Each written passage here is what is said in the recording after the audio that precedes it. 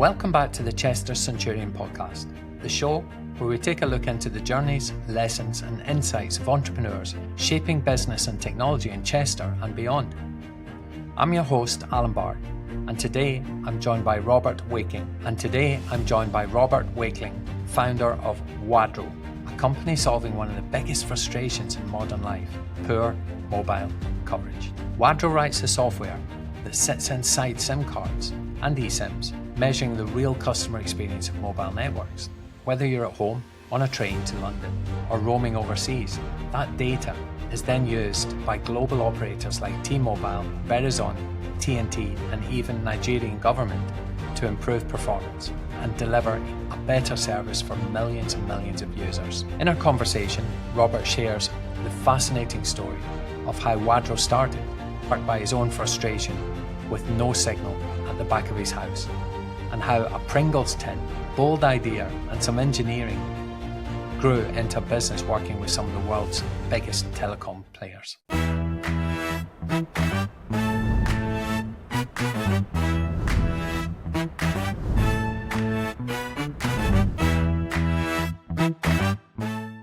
Robert, welcome to the Chester Centurion podcast. Thanks for having me. Glad to be here. You're very welcome. So before we get started today, I'd love to know a little bit more about Wadaro. I mean, that's quite an unusual name, so I'd love to know where that came from, but also maybe a bit about the company. Okay. So the first challenge, I had an idea for a business. The first challenge was what would I call it? What name could I give it that didn't have any prior art associated with it? A name that was free on the internet and I could register the domains. So don't ask me why, I had reason to be explaining what copyright meant to my then eldest daughter at the age of 9. So along the lines of, if you paint a picture, it belongs to you. If someone else wants to use it, it's your choice, or they could pay, or you could let them. Next day, Daddy, what are you doing? I'm trying to think of a name for a company and a logo, and I explained what a logo was. Can I help? And you always kind of, yes, children, yes, I'd help me. So I've been trying to think of a name for weeks. She disappears, comes back 15 minutes later.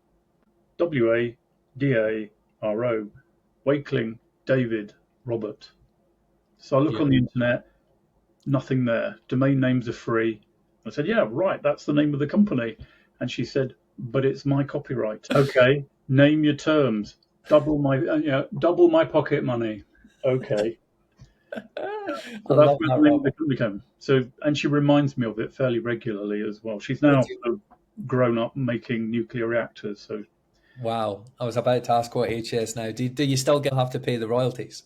No, I actually named the terms and I met them at that instance in time 20 odd years ago. So it's mine. Very good. And what does Wadaro do?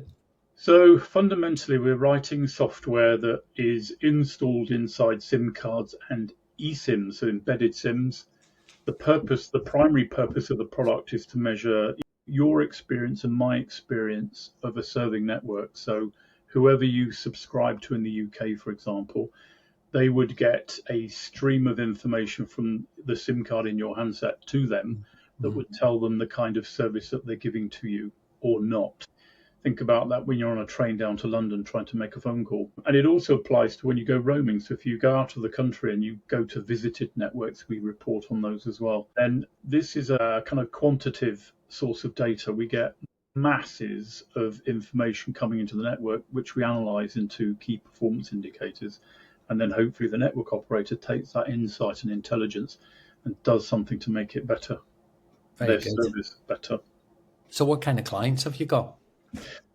We're doing most of the stuff we've got on our plate at the moment is in North America. So T-Mobile, Charter, Comcast, Verizon. Canadian networks are 3 big ones with AT&T. We've sold to the Nigerian government. We've not got anything going on in Europe. We haven't ventured east yet. Okay, interesting. So going back to the start 20 years ago, Robert, and other than paying royalties to your daughter, what was it that motivated you to start your own business? What was the driving force behind the decision to take on this entrepreneurial role? Yeah, so I used to be the CTO of a company called Magic 4 that exited to OpenWave in 2004. Hmm. And I'm an engineer, so I'm quite organized. So when I was required to divest myself of all my responsibilities, which is about 120 people, they gave me 6 months. I did it in 3 days on a CD because back then there were no DVDs or USB sticks. And then they said, well, what should we do with you now? So I was put on gardening leave, and I wanted to make a phone call at the back of my house. Um, so instead of sort of getting up and picking up the house phone because I'm fat and lazy, I picked up my mobile phone instead. No signal. And because I had Mm. time on my hands, I thought I'll investigate this. So I made a phone call to had a disappointing conversation with customer care, who said I had coverage, and I knew I didn't because the handset said no signal. So I thought, right, I'll get the specifications out and I'll MacGyver something out of a Pringles tin to repeat the signal. And I looked at it, I thought, being in handsets, which was the previous business, I thought, well, that's where the data should come from. So using the contact that we had with O2 previously, I went down to Bath Road, met the head of quality, and he introduced me to two business processes called drive test and core network probing, which had nothing to do with the fact I couldn't get a signal at the back of my house. So I thought, this is a global problem. I can fix it. And I do suffer from delusions of adequacy. So I set to it. And 18, 19 years later, I've got a business. We have got customers, and we hopefully are solving some problems for some people with our software.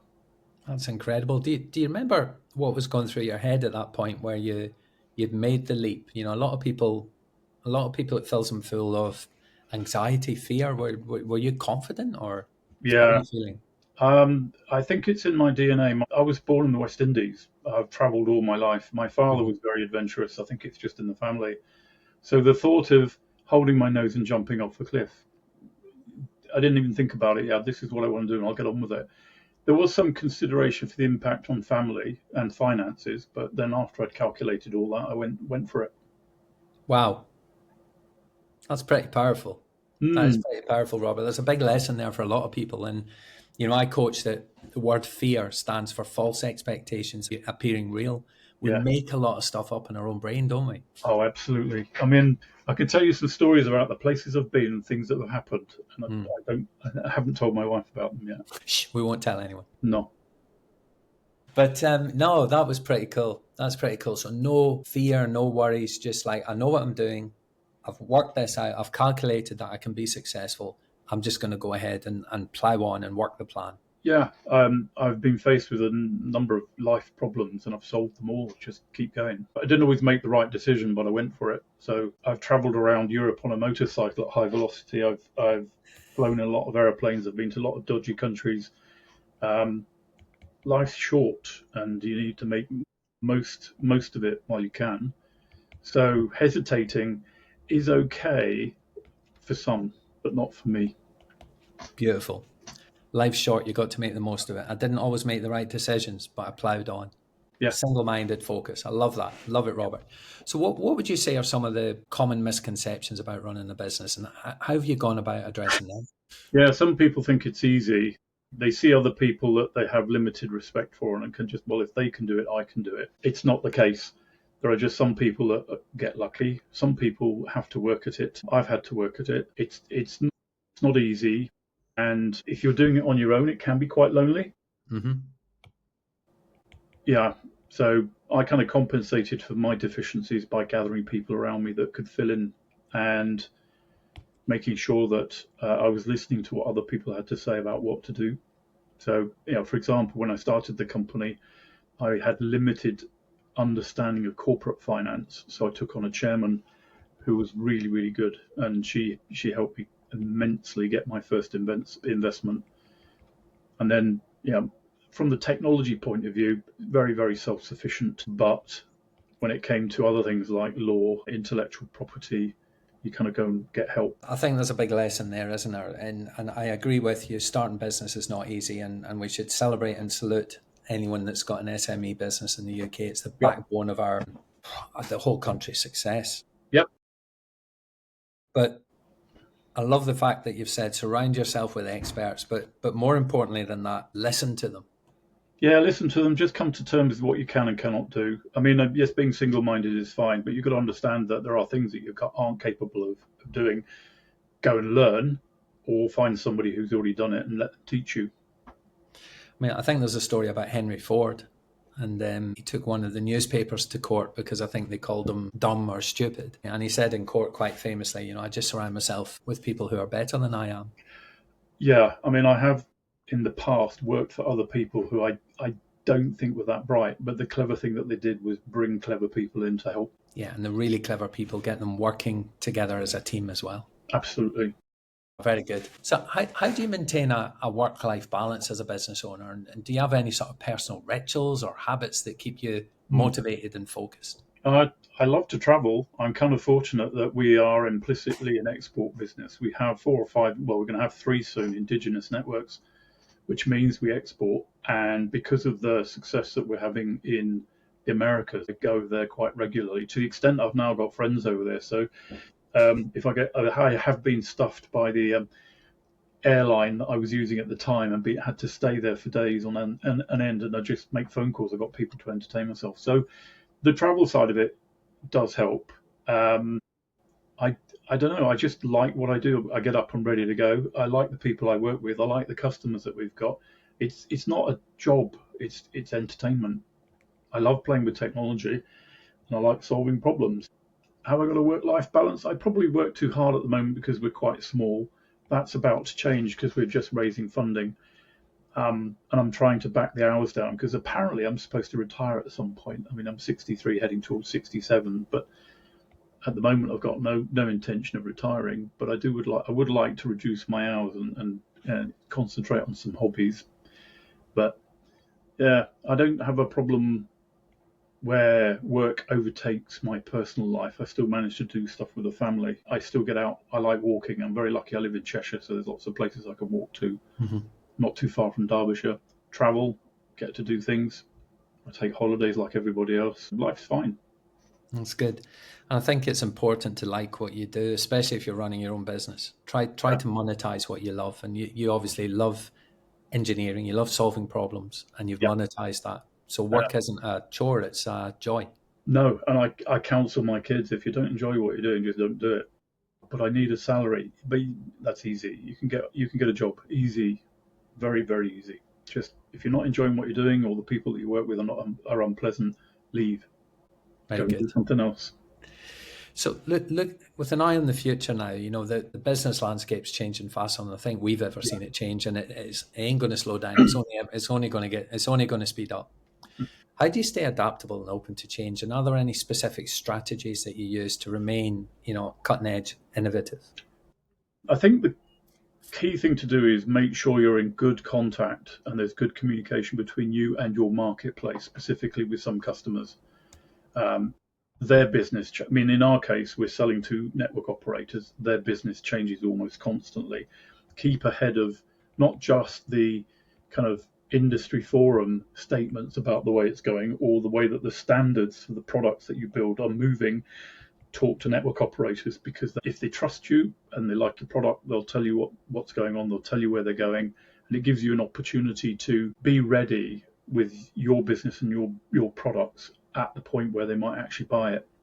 If you don't travel, don't communicate, and you just listen to the information that's swirling around on the internet, you aren't going to get a picture. There are other people who'll be out there traveling around, talking to people and getting ahead of you. So if an export, you definitely have to be prepared to do international travel. I've got 3 passports and I'm accustomed to buzzing about all sorts of places, talking to all sorts of people. And it's what I did in the previous company. When I joined it, it had 1 product. By the time we sold it, it had 4. And I'd finished the first one and created 3 new ones, which were generating the bulk of the money that the company was making, which was why I also featured on an SEC filing, an inch-thick document, myself and my team, because we were creating all of the intellectual property and value in the business. Wow. And that was because I travelled and talked to people. I think it was once described like driving a car. You glance in the rearview mirror to see where you've been. You're looking at your dashboard to see what's happening right now, but the majority of your time you're looking out to the road ahead.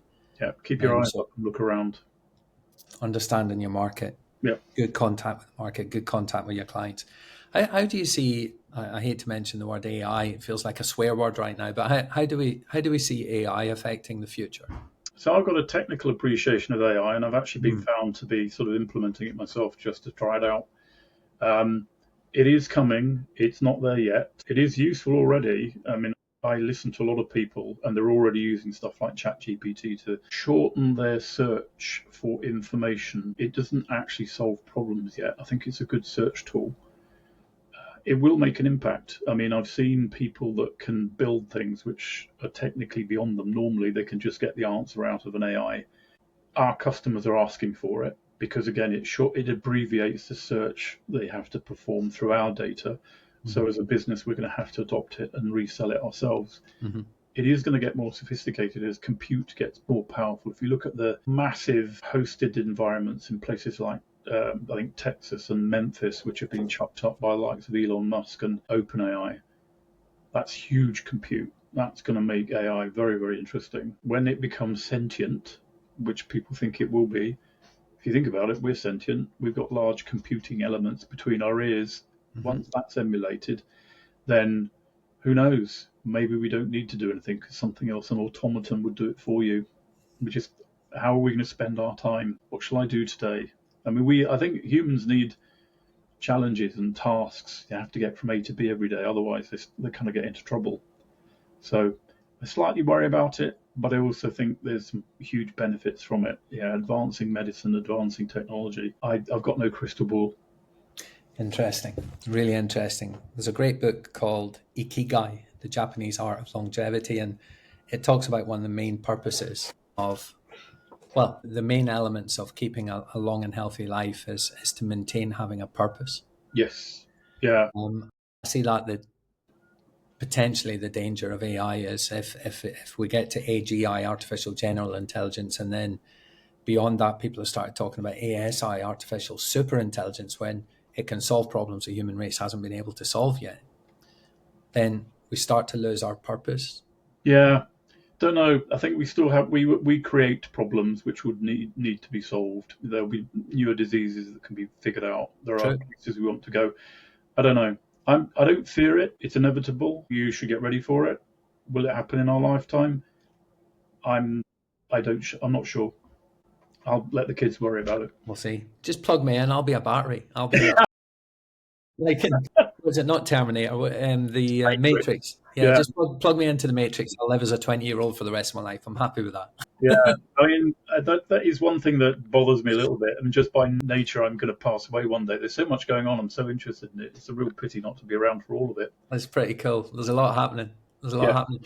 And talk that. What a beautiful segue into my next question, Robert. Thank you so much for that. But offering a glimpse into the future plans and goals for your business, and Mm. what do you envisage the next chapter to be for you guys? So we're going to be receiving investment in a couple of stages, fairly significant amounts of money, because I made the decision about a year and a half ago that a real way of making real progress was to get investment in and a bigger management team, not just in terms of the quantity of people that constituted the company, but the significance of the individuals in the background.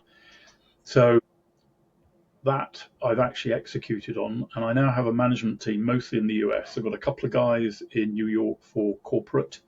I've got a marketing officer in Seattle who's close to one of our primary customers for marketing, and I've got a very significant general counsel and CFO down in Virginia, and we are incorporating in the US, and we are attracting investment because of all that.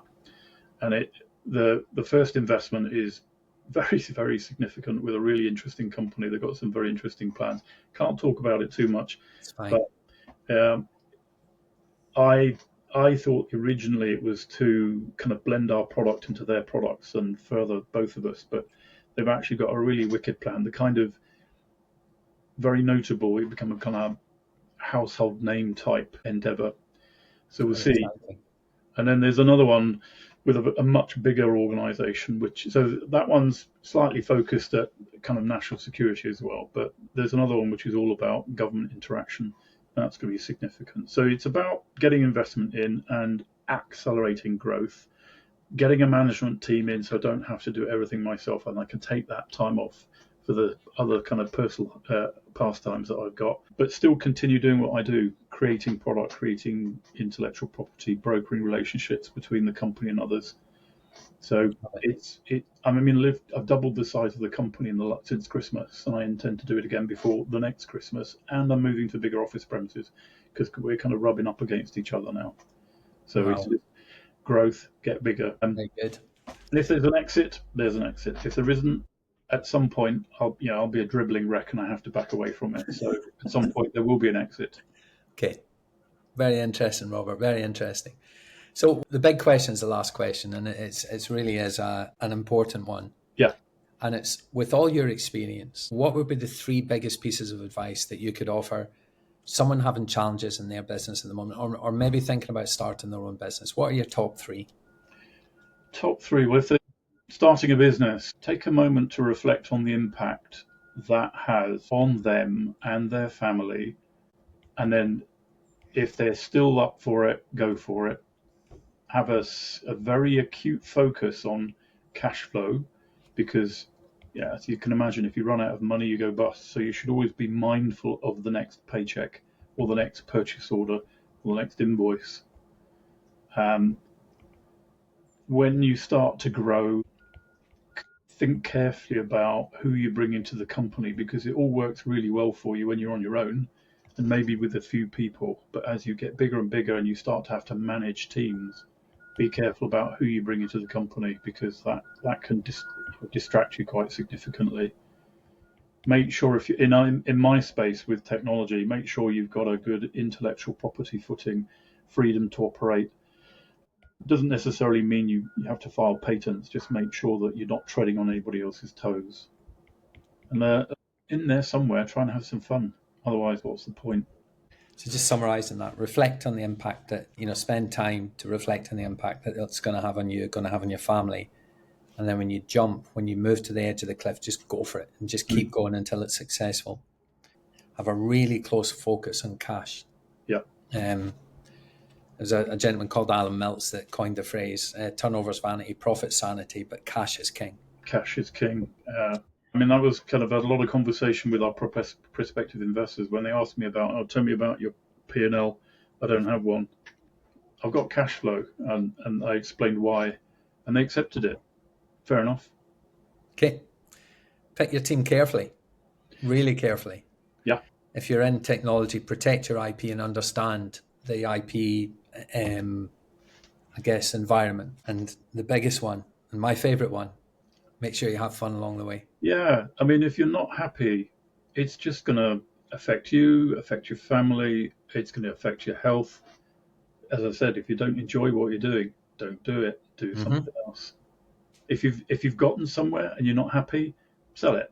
Start something else. I've met loads of entrepreneurs, because we're in the Dartbury Innovation Centre, and there's 100+ entrepreneurs in there, and you can see that they enjoy what they do.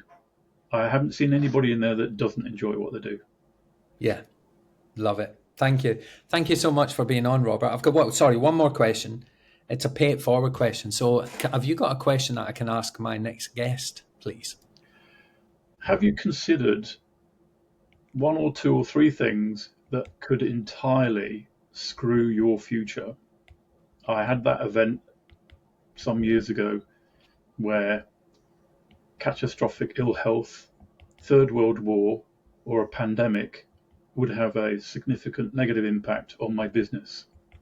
And as you can imagine, one of those did happen, and it did have an impact. So it's where I'm going with that is contingency. Yeah, I get it. Sir Clive Woodward talks about this. He talks about think clearly under pressure. He calls it teacup. And he told a story about Johnny Wilkinson and Dylan and the English squad. Yeah. He said they'd be halfway through a meal, and he'd jump up halfway through the main course. He'd jump up and go, "Here's the scenario. This is the scoreline. Here's the positions in the field. Johnny, what are we doing?" And he would expect an answer like this, and then they'd act it out in the restaurant. Yeah. They'd leave their meals. They'd get up and they'd act it out there and then. Right, here's what we do. And the field kick that won them the World Cup, that was one of the scenarios they talked about. All right. So cool. Clever. incredible teacup, I think, if I remember right. Thinking clearly under pressure. And that's what you're talking about here. Have you considered the 1 to 3 things that would absolutely screw up this business? Yeah. Very good. Love that. Thank you so much, Robert. Pleasure having you on, sir. And anytime. Yeah, I look forward to finding out more sometime. Thank you. You're welcome. Take care. Cheers. Bye-bye. Bye.